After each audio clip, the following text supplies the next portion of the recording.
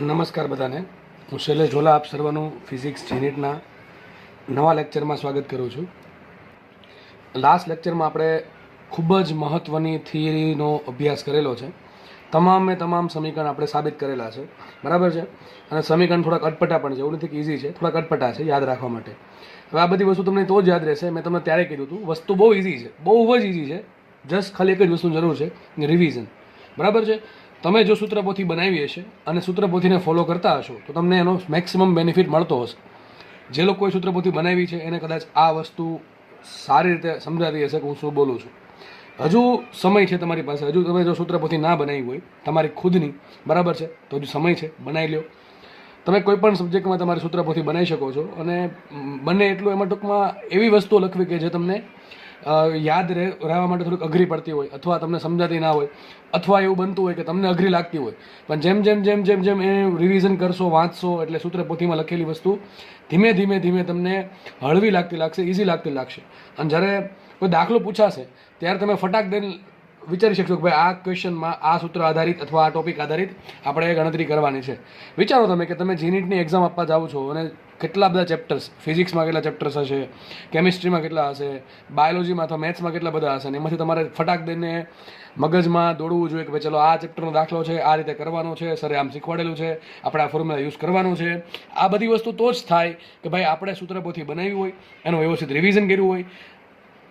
ધ્યાનથી સમજશો તો ખબર પડશે કે ભાઈ શરૂઆતમાં સૂત્રપોથીમાં વાર લાગશે, કદાચ અડધી કલાક થાય, પોણી કલાક થાય, 1 કલાક થાય રિવિઝન કરતા. જેમ જેમ જેમ જેમ એડ કરતા જશો એમ, પણ જેમ જેમ તમે એને રિવિઝન કરશો ને સમયગાળો ધીમે ધીમે ઘટતો જશે. તમે જમતા જમતા અથવા કોઈ પણ જગ્યાએ જ્યારે કંટાળો આવે ત્યારે સૂત્રપોથી લઈને બેસી જવાનું. જસ્ટ અડધી કલાકમાં આખી સૂત્રપોથી રિવાઇઝ થઈ જશે અને તમને એવું જ લાગશે કે તમે આખું ચેપ્ટર રિવિઝન કરી નાખ્યું છે. હવે એવું નથી જરૂરી કે ભાઈ સૂત્રપોથીમાં ખાલી સૂત્ર જ લખવા. તમને જે પણ સારું લાગે, બરાબર છે, જે પણ સારું લાગે, હું જે કહું છું વચ્ચે વચ્ચે એ તમે કંઈક હાસ્યામાં લખ્યું હશે અથવા તમારા ચોપડામાં વ્યવસ્થિત લખ્યું હશે, તો આ બધી વસ્તુ તમને જે સારી લાગે એ સૂત્રપોથીમાં લખી શકો છો, બરાબર છે. અને જેનું ધીમે ધીમે ધીમે ધીમે રિવિઝન કરશો એટલે વસ્તુ પર તમારી પકડ બનતી જશે, બરાબર કે નહીં. ચલો આપણે સ્ટાર્ટ કરીએ. તો આ ચેપ્ટર એવું છે કે જે મોસ્ટલી સૂત્ર પર આધારિત છે. આ સૂત્ર પર ડિપેન્ડ કરે. આની પહેલાં જે તમને ભણાવ્યું, બરાબર છે, રુથરફોર્ડ અથવા આપણે જે ગાઈડર મસદરનો પ્રયોગ જે છે, બરાબર, એ પછી તમે ડિસ્ટન્સ ઓફ ક્લોઝેસ્ટ એપ્રોચ ભણ્યું છે, બરાબર છે. પછી પેલું જે આપણે ગ્રાફ મળે છે એમાં જે સૂત્ર આવ્યું હતું એ બધું સાયન્સ, આપણે 1/sin⁻²θ/2 વાળું જે સંબંધ હતો, બરાબર છે. ત્યારબાદ આપણે જે 5 શ્રેણી ભણી, લાયમન, બામર, પાસન, બ્રેકેટ ને ફંડ, એ બધી શ્રેણીઓ છે. ત્યારબાદ આપણે જે લાસ્ટ થિયરી ભણી કે જેમાં ત્રિજ્યા છે, વેગ છે, ઉર્જાઓ છે, ગતિ ઉર્જા, સ્થિતિ ઉર્જા, કુલ ઉર્જા, આવૃત્તિ છે, કોણીય આવૃત્તિ છે, આવર્તકાળ છે, આપણે કેટલી બધી વસ્તુ આવી, એમ ઘણી બધી વસ્તુ આવી છે. તો આ આમને યાદ રહે નહીં. એને માટે તમારે એક જ વસ્તુ છે, રિવિઝન કરો. પહેલાં સમજો. એક વખત ના સમજો તો બીજી વખત લેક્ચર જુઓ, યુટ્યુબમાં પડેલા જ છે તમારી માટે કોઈ પણ સમયે, બરાબર છે. બીજી વખત જોશો તો ડેફિનેટલી સમજાઈ જશે. પણ હા, ધ્યાન હશે તો જ સમજાશે. અથવા એવું કરું જ્યારે ધ્યાન હોય ત્યારે લેક્ચર જુઓ, બરાબર. It's up to you, you are free, બરાબર. તમે કોઈ પણ સમય લેક્ચર જોવા માટે ફ્રી છો, બરાબર. જો આપણે તો હવે આગળ વધીએ. આઈ થિંક હું જે આ તમને જે 3-4 મિનિટ જે વાત કરી, આઈ થિંક તમને ગળે ઉતરી હશે કે હું શું કહેવા માંગુ છું, બરાબર. એક જ રસ્તો છે માર્ક્સ લાવવાનો, રિવિઝન. જેટલું વહેલું સમજાશે એટલા 100% માર્ક્સ વધશે.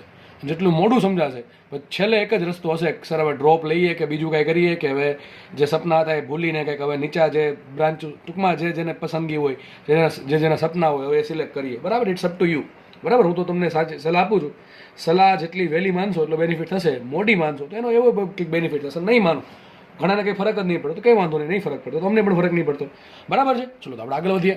હવે આપણે લાસ્ટ લેક્ચરમાં સૂત્ર તારવેલું છે કે ભાઈ કોઈ પણ કક્ષામાં મારી પાસે માનો કે nમી કક્ષામાં ઇલેક્ટ્રોન છે, તો આ ઇલેક્ટ્રોનની ઉર્જા કેટલી, મેં તમને એનું સૂત્ર સાબિત કરી દીધું કે ભાઈ આટલી ઉર્જા ઇલેક્ટ્રોનમાં છે. વિચારો તમે કોઈ પણ નામ લ્યો કે ભાઈ ચલો ગોલ્ડ છે, સિલ્વર છે, કે કોઈ પણ ટૂંકમાં ઓક્સિજન છે, હાઇડ્રોજન છે, નાઇટ્રોજન છે, એનો કોઈ પણ કક્ષાનો ઇલેક્ટ્રોન, એની પાસે કેટલી ઉર્જા હશે એ આપણે આ સૂત્ર પરથી ફાઇન્ડ કરી શકીએ છીએ. બોરના મોડલના આધારે આપણે આ સૂત્ર તારવેલું છે. કેટલું હશે ઉર્જા? E બરાબર -me(E⁴8ε02h²h² ને ખાસ આપણે એ પણ યાદ રાખવાનું હતું કે E બરાબર, મેં તમને કીધું હતું કે આટલી ગણતરી કરજો તો આ આન્સર જૂલમાં આવશે, એને ભાંગ્યા શું કરો, E કરો, તો શું મળે તમને આન્સર?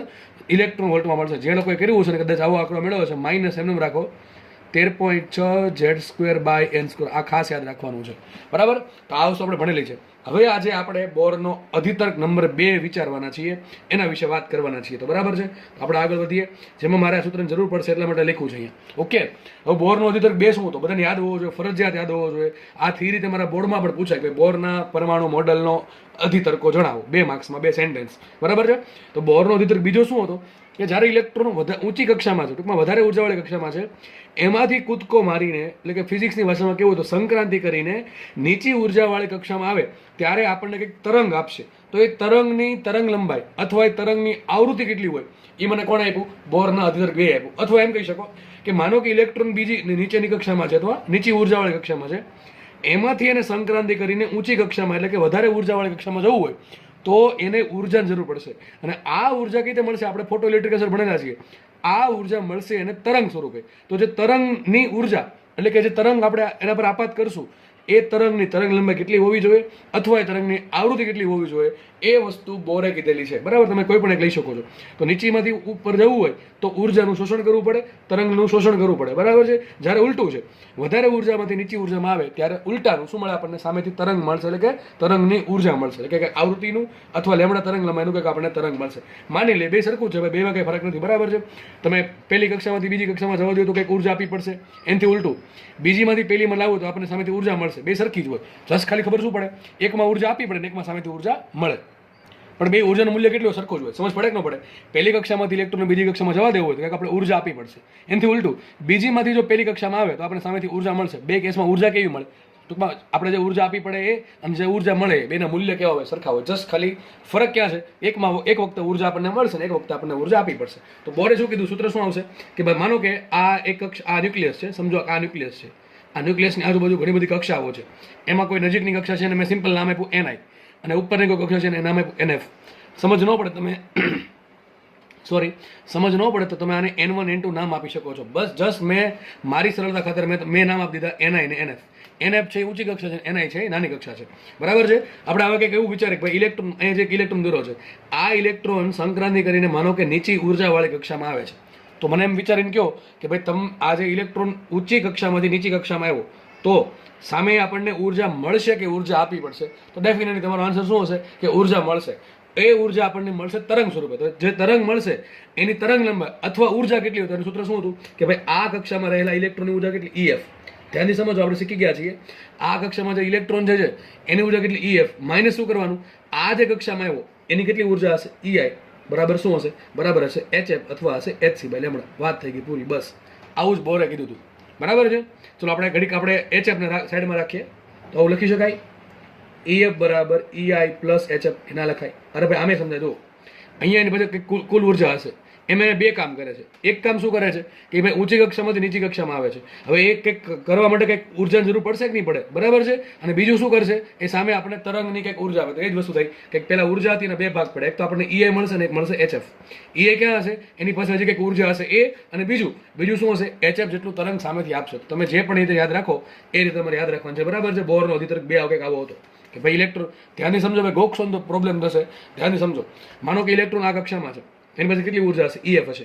ત્યાંથી કૂદકો મારીને અથવા ઠેકડો મારીને અથવા સંક્રાંતિ કરીને એ નીચી કક્ષામાં આવે છે. તો આ કક્ષામાં આવશે તેની પાસે કેટલી ઉર્જા હશે? સાવ ઝીરો તો ઉર્જા હશે જ નહીં. જેમ જેમ નજીક આવતો જશે એમ એની ઉર્જા માઇનસમાં વધતી જાય. બરાબર, માઇનસમાં વધતી જશે. -10, -15, એ ટૂંકમાં એ પ્રમાણે સમજવા માટે જસ્ટ કહું છું. બરાબર છે. તો ધારો કે આ કક્ષામાં ઉર્જા એની EI છે, તો EF માઇનસ EI, બાકીની શું હશે? HF હશે. શું હશે? HF. જસ્ટ હવે તમારે છે ને EF ની કિંમત મૂકો. ચલો આ સૂત્ર આપણે લખીએ તો એ બરાબર શું હશે? આ બધું એમને એમ રહેશે -me⁴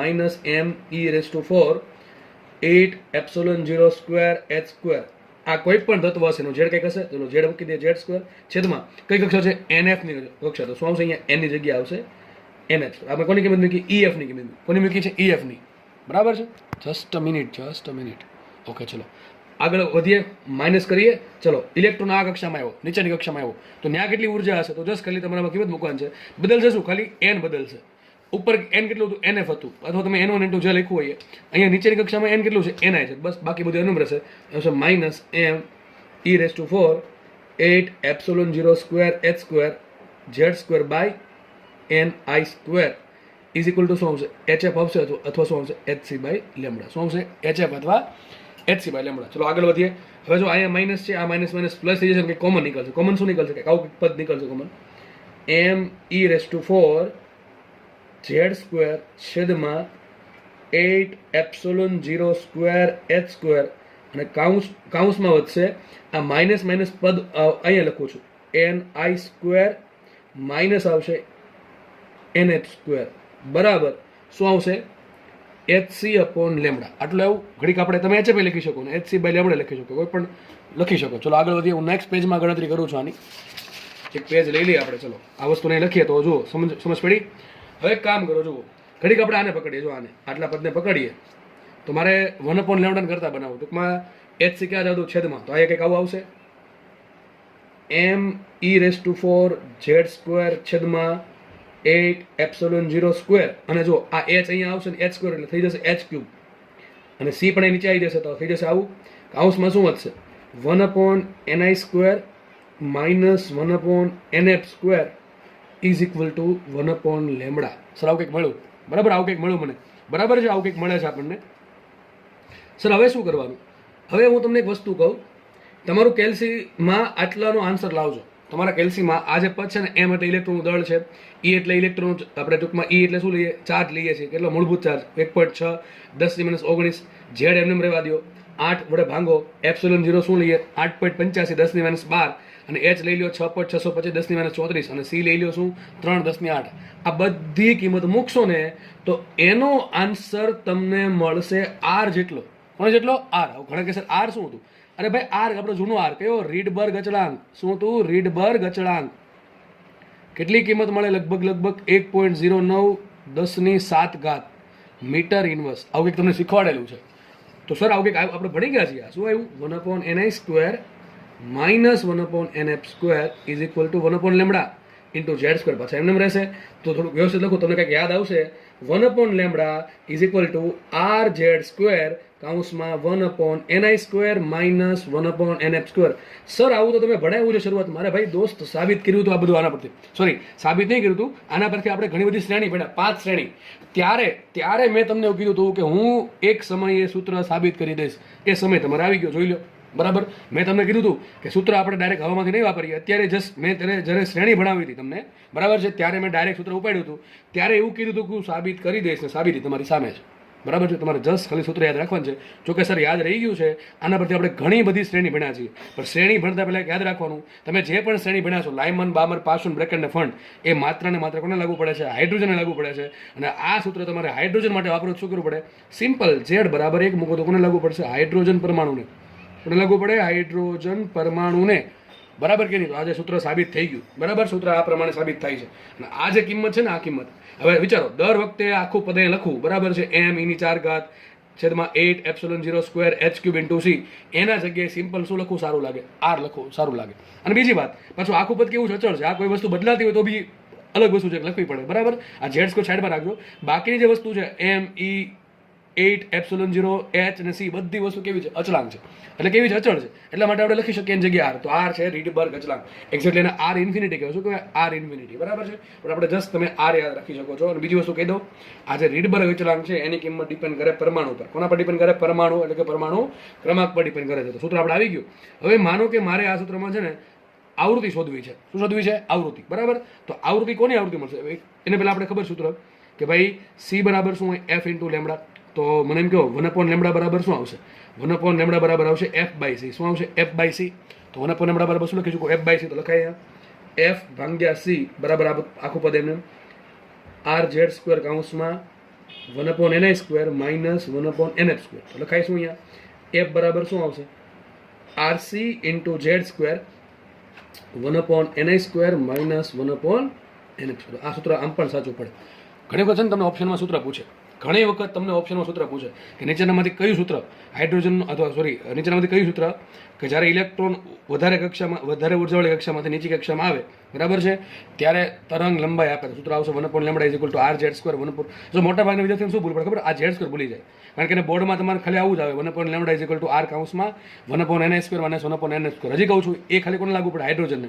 બાકી તમને કોઈ પણ બીજો કોઈ પરમાણુ આપે, આપણે હિલિયમ આપે, લિથિયમ આપે, બેરિલિયમ આપે, બરાબર છે, સૂત્ર માત્ર આ જ લાગુ પડશે. તો z² તમારે લેવું પડશે, બરાબર. અને નોર્મલી છે ને આપણે પહેલાં લેમડા સુધી નાખીએ અને લેમડા પરથી આપણે એફ શોધતા હોઈએ છીએ. માનો કે તમને કદાચ સૂત્ર પૂછ્યું કે ભાઈ ઇલેક્ટ્રોન જે છે ઊંચી કક્ષામાંથી નીચી કક્ષામાં આવે તો કેવા જે તરંગ ઉત્પન્ન થશે, બરાબર, જે તરંગનું ઉત્સર્જન થશે એ તરંગની આવૃત્તિ કેટલી, આટલી હશે. ઘણા કહેશે તમે કાલે આવૃત્તિ ભણાવી હતી, વિચારો કાલે જે આવૃત્તિ ભણાવી હતી ને, જે પેલી z²/n³ વાળી, યાદ કરજો, બરાબર છે બધા, યાદ છે ને બધાને શું વાત કરું છું? કઈ કાલે પણ આપણે પેલો આવૃત્તિ જોઈ હતી, આવર્તકાળ જોયો તો, કોણી આવૃત્તિ જોઈ હતી. એ આવૃત્તિ અને આવૃત્તિમાં ફરક છે. હજી કહી દઉં છું, આ ન્યુક્લિયસ છે, બરાબર છે, ન્યુક્લિયસ છે, અને એમાં કોઈ કક્ષામાં ઇલેક્ટ્રોન શું છે, સ્થિર છે, ભ્રમણ કરે છે. હવે ભ્રમણ કરે તો 1 સેકન્ડમાં કેટલા ભ્રમણ પૂરા કરે એને કહેવાય એફ. એ કોની આવૃત્તિ હતી? ઇલેક્ટ્રોનની આવૃત્તિ. કોની આવૃત્તિ? ઇલેક્ટ્રોનની આવૃત્તિ. ભાઈ મોટા ભાગના વિદ્યાર્થીની થાપ ખાય છે. રકમ ભાઈ ધ્યાનથી વાંચવી, તમને કઈ આવૃત્તિ પૂછી એના પરથી તમારે આન્સર લખવાનું થશે, બરાબર છે. ઇલેક્ટ્રોન ભ્રમણ કરે છે, વસ્તુ ભ્રમણ કરી તો આપણે ડેફિનેટલી આવૃત્તિ કોને કહેવાય કે ભાઈ 1 સેકન્ડમાં કેટલા ભ્રમણ પૂરા કરે, 10 ભ્રમણ પૂરા કરે, 20 કરે કે 2 લાખ કરે, 5 કરોડ કરે છે, એ જે સંખ્યા છે એને શું કહેવાય? ઇલેક્ટ્રોનની આવૃત્તિ. અહીંયા જે આવૃત્તિ મળી કોની આવૃત્તિ છે? ખાસ યાદ રાખજો, તરંગની આવૃત્તિ. કોની આવૃત્તિ? તરંગની આવૃત્તિ. કઈ રીતે કે ભાઈ માનો કે ન્યુક્લિયસ છે, આ ઉપરની કક્ષા, એની હજી ઉપરની કક્ષા, અહીંયાથી ઇલેક્ટ્રોન નીચે આવે છે તો જે તરંગ ઉત્પન્ન થાય છે એની આવૃત્તિ એફ છે. એટલે યાદ રાખજો, આ કોની આવૃત્તિ છે? આ જે તરંગ લંબાઈ કોની છે? ઇલેક્ટ્રોનની તરંગ લંબાઈ નથી, આ ઇલેક્ટ્રોનની દત્ત નથી, આ તો જે તરંગ ઉત્પન્ન થયું અથવા તે તરંગનું શોષણ થશે એ તરંગની તરંગ લંબાઈ છે. અને આ એફ શું છે? જે તરંગ ઉત્સર્જિત થશે અથવા જે તરંગનું શોષણ થઈને ઇલેક્ટ્રોન નીચેની કક્ષામાંથી ઉપરની કક્ષામાં જાય એ આવૃત્તિ છે એફ. એટલે ખાસ મોટા ભાગના વિદ્યાર્થીઓ આ લેમડા અને એફ અને આ ઇલેક્ટ્રોનનું લેમડા અને એફમાં કન્ફ્યુઝ થાય છે. તો ભાઈ વ્યવસ્થિત સમજેલું હોય તો તકલીફ પડે નહીં. હજુ ખબર ન પડે તો હું જે બોલ્યો એને રિવાઇઝ કરીને સાંભળી લો. મેં લગભગ કાલે લખેલું હતું કે એફ જ્યારે લખ્યું હતું કાઉન્સમાં ચોખ્ખું કે ભાઈ આ ઇલેક્ટ્રોનની આવૃત્તિ છે અને ઇલેક્ટ્રોનની તરંગ લંબાઈ છે, બરાબર છે. ઇલેક્ટ્રોન તરંગ લંબાઈ કઈ હોય? દત્ત, આપણે કહીએ ને દ બ્રોગલી તરંગ લંબાઈ, એ આપણે ભણી ગયા છીએ, બરાબર છે. એની વાત નથી થતી. આ કોની વાત છે? આ બોરના અધિતર્ક પ્રમાણે ઇલેક્ટ્રોન જ્યારે સંક્રાંતિ કરે ત્યારે જ્યારે ઉર્જાનું શોષણ થાય છે એ અથવા જે ઉર્જાનું ઉત્સર્જન થાય છે એ તરંગ જે મળે એ તરંગની તરંગ લંબાઈ અને આવૃત્તિની વાત અહીંયા થાય છે. તો રકમમાં ખાસ વાંચવું, તમને ઇલેક્ટ્રોનની આવૃત્તિની વાત કરી છે કે જે ઉત્સર્જિત અથવા શોષણ પામતા તરંગની આવૃત્તિની વાત કરી છે, બરાબર છે. આ તરંગ માટે સૂત્ર છે. આ સૂત્ર જે કાલે હતા કે F∝z²/n³, બરાબર છે, કોના માટે હતું? એ હતું તમારું ઇલેક્ટ્રોનની આવૃત્તિ માટે, ઇલેક્ટ્રોનના ભ્રમણની આવૃત્તિ માટે. તો આઈ થિંક અહીંયા બધી વસ્તુ ક્લિયર થઈ ગઈ હશે, બરાબર છે. હવે આપણે નેક્સ્ટ ટોપિક પર આગળ વધીએ. ખાસ યાદ રાખજો, સૂત્ર ક્યાંથી આવ્યું છે, એ બહુ કામની થિયરી છે, બધી થિયરી કામની છે અને તમને ઇન્ટરેસ્ટ પડતો હશે જો તમે જરા પણ રસ દાખવશો તો શીખવા માટે, બરાબર. બાકી ગોખવું જ હોય તો ડાયરેક્ટ સૂત્ર યાદ રાખી લેવું, કોઈ ના પાડશે નહીં, બરાબર. આગળ વધીએ. હવે આપણને ઉર્જાનું સૂત્ર ખબર છે, E = -13.6 z²/n². આ સૂત્ર આપણે જે નાના ન્યુક્લિયસ છે જેમ કે હાઇડ્રોજન છે, હિલિયમ છે, લિથિયમ છે, બેરિલિયમ છે, બરાબર, એના પર આપણે યુઝ કરી શકીએ છીએ. હવે આ જે સૂત્ર છે એમાં આપણને ખબર છે કે આપણે ઝેડની અલગ અલગ કિંમત મૂકીએ ને એની અલગ અલગ કિંમત મૂકીએ તો મને કોઈ પણ તત્વ માટે એની કોઈ પણ કક્ષામાં રહેલા ઇલેક્ટ્રોનની શું મળી જાય? કુલ ઉર્જા મળે. શું મળે? કુલ ઉર્જા. આના પછી લખવું હોય ગતિ ઉર્જા કેટલી હશે? ગતિ ઉર્જા હશે આટલી, જેટલી E હોય એનાથી માઇનસમાં જશે, સોરી માઇનસ પ્લસ થઈ જશે ગતિ ઉર્જા, આટલી ગતિ ઉર્જા છે. સ્થિતિ ઉર્જા કેટલી હશે? 13×26 એટલે 27.2 -27.2 z²/n². આ બધું કાલ શીખવાડેલું છે, બરાબર. આટલી ગતિ ઉર્જા, સ્થિતિ ઉર્જા હોય.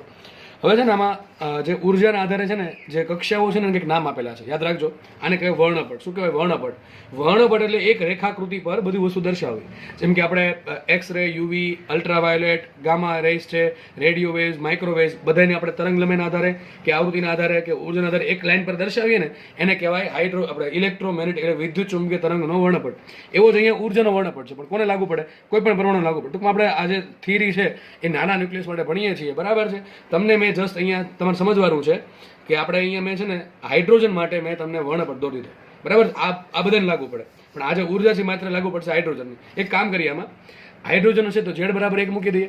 હાઇડ્રોજન માટે શું મૂકીએ? Z = 1 મૂકીએ. સૂત્ર શું થઈ જશે? હાઇડ્રોજન માટે સૂત્ર થઈ જશે, જો ખાલી લખ્યું છે હાઇડ્રોજન માટે, બાકી કોઈ માટે નહીં. કેટલા આવશે? -13.6/n² electron volt. કારણ કે Z હાઇડ્રોજન માટે કેટલા? 1 હોય. તમારે લિથિયમ માટે લખવું હોય તો ઝેડ મૂકો આપણે 3, બરાબર છે. હિલિયમ માટે લખવું હોય તો ઝેડ બરાબર મૂકો આપણે 2, અને બેરિલિયમ માટે મૂકવું હોય તો ઝેડ બરાબર મૂકો આપણે 4. જસ્ટ તમને સમજાવવા માટે મેં હાઇડ્રોજનનું એક્ઝામ્પલ લીધું. 4 માંથી કોઈ એક પસંદ કરી આપણે હાઇડ્રોજન પસંદ કર્યો તો તમે આમાં n બરાબર 1 મૂકો તો શું મળશે? પહેલી કક્ષા, બરાબર. મુખ્ય ક્વોન્ટમમાં n બરાબર 1 હોય મતલબ મળે પહેલી કક્ષા. તો પહેલી કક્ષામાં કેટલી ઉર્જા હશે? E બરાબર -13.6 ઇલેક્ટ્રોન, બરાબર છે. જસ્ટ તમારે ખાલી n ની કિંમત મૂકતી જવાનું છે, બહુ ઈઝી છે, બરાબર. n ની કિંમત મૂકતા જાઓ. ચલો, તો -13.6 ભાગ્યા 1 એટલે શું થશે? -13.6. n બરાબર 2 મૂકો, 2 નો વર્ગ 4, તો -13.6 ભાગ્યા 4 કરો ને તો કેલ્શિયમ આન્સર છે -3.4. મતલબ એમ થયો હાઇડ્રોજનની બીજી કક્ષામાં જે ઇલેક્ટ્રોન છે એની ઉર્જા આટલી હશે માઇનસ, બરાબર છે. n બરાબર 3 મૂકો તો આપણને ત્રીજી કક્ષામાં -13.6 ભાગ્યા 9, બરાબર છે, એટલે 1.51 જેવો માઇનસમાં મળશે આન્સર. 4 મૂકો તો -0.85 આ પ્રમાણ મળે. આ પ્રમાણ તમારે જો લિથિયમ શોધવું હોય તો શું કરવું પડે? જસ્ટ 1, 2, 3, 4 કિંમત મૂકવાની પડે. લિથિયમ માટે ઝેડ જે આવતું એ મૂકવું પડે. 3 આવતું 3 મૂકવું પડે, બરાબર કે નહીં? તો તમને આ પ્રમાણે 4 માંથી કોઈ પણ જે કક્ષાઓ છે એમાં કોઈ પણ ઇલેક્ટ્રોન રહેલો છે એને જે આંકડા મળી જાય. હવે બહુ મહત્વની વસ્તુ, આ માઇનસ શું બતાવે? વિચારો, માનો કે ન્યુક્લિયસ અહીંયા છે, આ પહેલી કક્ષા, આ બીજી, આ ત્રીજી, આ ચોથી. માનો કે કક્ષાઓ વ્યવસ્થિત દોરેલી છે ગોળાકાર, એમ ઘડીક માની લેવું, બરાબર છે, સમજાવવા માટે. તો જુઓ, પહેલી કક્ષામાં હાઇડ્રોજનનું ઇલેક્ટ્રોન છે, કેટલી ઉર્જા છે? માઇનસમાં. જો ઘણા કેસરા મોટી છે કે નાની? અરે ભાઈ, આ મોટું ને આ નાનું. માઇનસનો મિનિંગ સમજો, ઉર્જા સદિશ રાશિ નથી, ઉર્જા અદિશ રાશિ છે. ઘણા કે માઇનસનો એક દિશા શોધો ના થાય. અરે ટોપા, ઉર્જા અદિશ રાશિ છે. ઉર્જા માઇનસ શું બતાવે છે? -m બતાવે છે બંધન. આવું કંઈક બંધન આપણે ભણેલા છીએ. ક્યાં ભણેલા છે? યાદ કરો, સેટેલાઇટમાં ઉપગ્રહ ભણાવ્યું હતું, ગુરુત્વાકર્ષણવાળા ચેપ્ટરમાં ઉપગ્રહ ભણાવ્યું હતું. જે લોકોએ રિવિઝન કર્યું છે એને યાદ હશે કે આવું કંઈક સેમ વસ્તુ કંઈક આવતી હતી. એમાં પણ માઇનસમાં ઉર્જા હતી, સ્થિતિ ઉર્જા માઇનસમાં હતી, બરાબર. સૂત્ર શું હતું? -Gm1m2/r અથવા re અથવા re+h અથવા સ્મોલ r, જે પણ લખો એ, બરાબર. ત્યાં માઇનસ હતું. માઇનસ શું કામ હતું? કારણ કે ઉપગ્રહ છે એ પૃથ્વીની આસપાસ ફરે છે.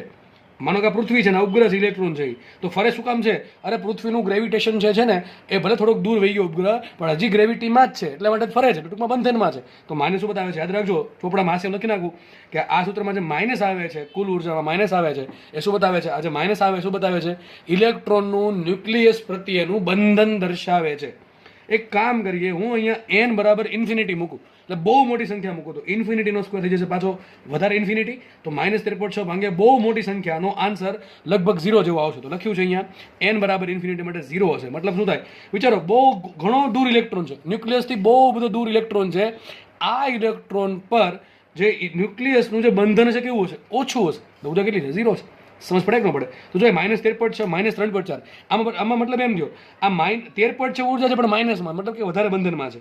-3.4 ની કિંમત -13.6 કરતાં વધારે છે. જો આ સંખ્યા મોટી કહેવાય, આ સંખ્યા નાની કહેવાય. ઘણા કે 13 છે ને 3 છે, એટલે ટોપા માઇનસનો મિનિંગ સમજો. સંખ્યા રેખા ધોરણ 10માં ભણ્યા છો, સંખ્યા રેખા, અથવા લોઅર સ્ટાન્ડર્ડ્સમાં ભણ્યા છો, સંખ્યા રેખા, બરાબર કે નહીં? તો માઇનસ હકીકત આ ઉર્જા ઘટી નથી, આ ઉર્જા વધી છે, બરાબર. કારણ શું? બંધન ઘટ્યું. જેમ જેમ દૂર છો બંધન ઘટતું જાય છે. તો હવે વાત નહીં કરતા, ટૂંકમાં મગજમાં રાખજો કે માઇનસ શું મિનિંગ બતાવે છે.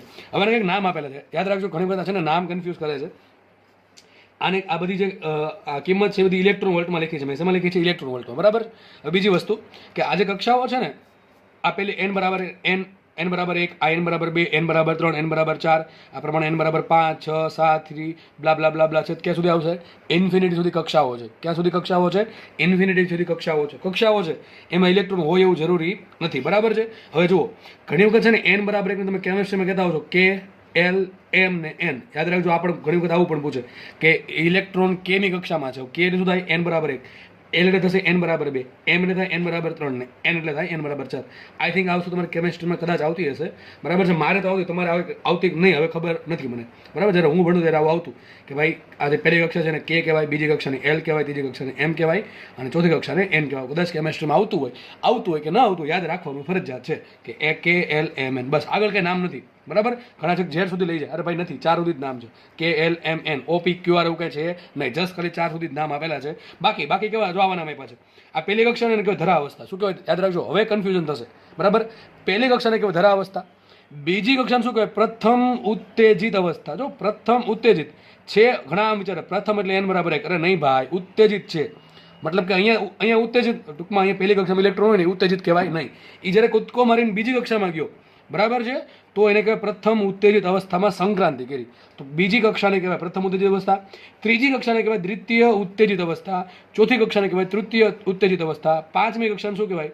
ચતુર્થ ઉત્તેજિત અવસ્થા, બરાબર છે કે નહીં, આ પ્રમાણે ચાલ્યા કરશે. ઓકે, ખબર પડે કે ન પડે? તમને રકમમાં એમ કહેશે કે હિલિયમનો ઇલેક્ટ્રોન તૃતીય ઉત્તેજિત અવસ્થામાં છે. હવે આ ગુજરાતીમાં છે ને, એમાં તમારે એનની જરૂર પડે, તો એન કેટલા આવશે? 4 આવશે. કેટલા આવશે? 4 આવશે. યાદ રાખવા માટે કહી દઉં કે ભાઈ જેટલાની ઉત્તેજિત અવસ્થા હોય એમાં એક ઉમેરો શું મળે? એન મળે. આ તૃતીય એટલે એક ઉમેરો શું મળે? 4. આ દ્વિતીય એક ઉમેરો શું મળે? 3. પ્રથમ તો શું મળે? એક ઉમેરો તો શું મળે? એક ઉમેરો દેવાનો. તો ટૂંકમાં યાદ રાખવા માટે એવું રાખવાનું, જ્યારે ઉત્તેજિત આવે ને ત્યારે આપણે ઉત્તેજિત થઈને એક ઉમેર દેવાનો. સમજ પડે કે નહીં પડે? હું શું કહું છું, જ્યારે ઉત્તેજિત શબ્દ આવે ત્યારે શું કરવાનું? તમારે તમારી જાતને ઉત્તેજિત કરીને એક ઉમેર દેવાનો. પ્રથમ ઉત્તેજિત તો શું લખવાનું? 2. દ્વિતીય ઉત્તેજિત એક ઉમેરીને શું કરી દેવાનું? 3. તૃતીય ઉત્તેજિત એન બરાબર 4 આવશે, બરાબર કે નહીં? ચતુર્થ ઉત્તેજિત એન બરાબર 5 આવશે. તો આ ખાસ યાદ રાખવું. ઘણા બધા ગુજરાતી શબ્દો આપેલા હોય છે રકમમાં, આપણે બધું આવડતું હોય, પણ આવા ગુજરાતી શબ્દોના કારણે ભૂલ પડે અને આપણે 5 માર્ક રોકડા જાય એવું આપણે કરવું નથી. કારણ કે આટલું ભણ્યા હોય અને સિમ્પલ મિસ્ટેકના કારણે, સિલી મિસ્ટેકના કારણે માર્ક જાય એવું આપણે કરવાનું થતું નથી. એટલે ખાસ યાદ રાખજો, શબ્દો પણ બધા ભૂલાય નહીં. હજી આ પ્રમાણે આયનીકરણ ઉર્જા આવશે હજુ, બરાબર? આયનીકરણ ઉત્તેજિત આયનીકરણ અવસ્થાઓ બધી આવવાની છે, એ નેક્સ્ટ લેક્ચરમાં હશે, બરાબર? આપણે આગળ વધીએ. જે થિયરી ભણ્યા છીએ એના આધારે થોડા દાખલાની પ્રેક્ટિસ કરીએ, બરાબર છે? ચલો 1-2 દાખલા શીખો એટલે બધા આ વસ્તુ તમને આવડી જશે, બાકી ગેરંટી છે, બરાબર? અને જે લોકોએ કાલનો લેક્ચર વ્યવસ્થિત જોયો હશે, બરાબર, યસ્ટરડે લેક્ચર, એને તો કંઈ તકલીફ પડશે જ નહીં. ચલો શું લખ્યું છે? બેરિલિયમના ઇલેક્ટ્રોનની ત્રિજ્યા હાઇડ્રોજનના ધરા અવસ્થાના ઇલેક્ટ્રોનની ત્રિજ્યા જેટલી થાય, તે માટે બેરિલિયમ માટે એન જોતો. ટૂંકમાં શું કહે છે? બેરિલિયમનો કોઈક ઇલેક્ટ્રોન છે, એની ત્રિજ્યા અને હાઇડ્રોજનનો ધરા અવસ્થાનો ઇલેક્ટ્રોન, બેની ત્રિજ્યા કેવી છે? સરખી. તો તમારે બેરિલિયમનો ઇલેક્ટ્રોન જે છે એ કઈ કક્ષામાં છે એન શોધવાનું છે, બરાબર? લખીએ આપણે બેરિલિયમ માટે. હવે બેરિલિયમ માટે લખશું, હાઇડ્રોજન માટે લખશું. કોની વાત થાય છે? એક તો મને બેરિલિયમ આપ્યું, હાઇડ્રોજન આપ્યું, ટૂંકમાં તત્વનું નામ આપ્યું. તત્વનું નામ પછી શું ટૂંકમાં કહેવા માંગે? ઝેડ કહેવા માંગે. શું કહેવા માંગે? ઝેડ. તો તમને ઝેડ આપેલું છે અને બીજું શું આપ્યું છે? ધરા અવસ્થા કીધું, એન શોધો, ટૂંકમાં ઝેડ ને એન. અને વાત કરી ત્રિજ્યાની, તો ત્રિજ્યાને કે સંબંધ છે? આ સંબંધ છે. સંબંધ ખબર જ હોવો જોઈએ. સંબંધ ખબર નહીં, વાત પૂરી થઈ ગઈ. R proportional to n²/z. આવું કાલ સાબિત કર્યું હતું કે R proportional to શું હોય? n²/z. હવે આપણે લખીએ, એક બાજુ લખીએ બેરિલિયમ માટે, આપણે લખીએ કે બેરિલિયમના ઇલેક્ટ્રોન ત્રિજ્યા અને હાઇડ્રોજન ઇલેક્ટ્રોન ત્રિજ્યા કેવી છે? સરખી છે. કેવી છે? સરખી છે. આ બાજુ લખીએ, શું લખીએ? n. આપણે n તો શોધવા રાખીએ, n² રાખીએ. બેરિલિયમ તો હા ઈ લી 2 એટલે 4 થશે. ઝેડ તરીકે શું છે? 4 આવશે. સમજો ખાસ દાખલો એકદમ, જો કેટલો ઈઝી દાખલો છે. મારે R proportional to n²/z છે, બે ત્રિજ્યા સરખાઈ દીધી. સરખાઈ દઈશું એટલે જે અચળ પદો છે ઉડી જશે, એ લખવાની કે જરૂર છે નહીં. મારે n શોધવાનું છે, તો બેરિલિયમ માટે n એમ રહેવા દીધો. બેરિલિયમ માટે મૂકવું પડશે મારે ઝેડ. તો ઝેડ કેટલા? બેરિલિયમ માટે 4 હોય. ઇઝ ઇક્વલ ટુ, આગળ વધીએ હાઇડ્રોજન માટે. ચલો હાઇડ્રોજનનો કયો ઇલેક્ટ્રોન કીધો? જો ખાસ વાંચો, હાઇડ્રોજનનો ધરા અવસ્થાનો ઇલેક્ટ્રોન. કયો ઇલેક્ટ્રોન છે? હાઇડ્રોજનનો ધરા અવસ્થાનો ઇલેક્ટ્રોન. તમારે તમારા ચોપડામાં લખી નાખવું કે હાઇડ્રોજનના ધરા અવસ્થાના ઇલેક્ટ્રોન માટે એન કેટલા હોય? હમણાં સમજાયું. ધરા અવસ્થા એટલે શું થાય? n બરાબર 1. તો હાઇડ્રોજન માટે આવશે ધરા અવસ્થાના ઇલેક્ટ્રોનના 1² છેદમાં હાઇડ્રોજન માટે ઝેડ કેટલા હોય? હાઇડ્રોજન માટે ઝેડ હોય 1. તો વાત થઈ ગઈ પૂરી, સાબિત થઈ ગયું. 1/1 થશે 1, તો માટે શું આવશે? n²/4 બરાબર 1. તો માટે n² બરાબર 4 હોય અને n ની કિંમત ધન જ હોય, તો આવશે n બરાબર 2. મતલબ સાબિત શું થયું?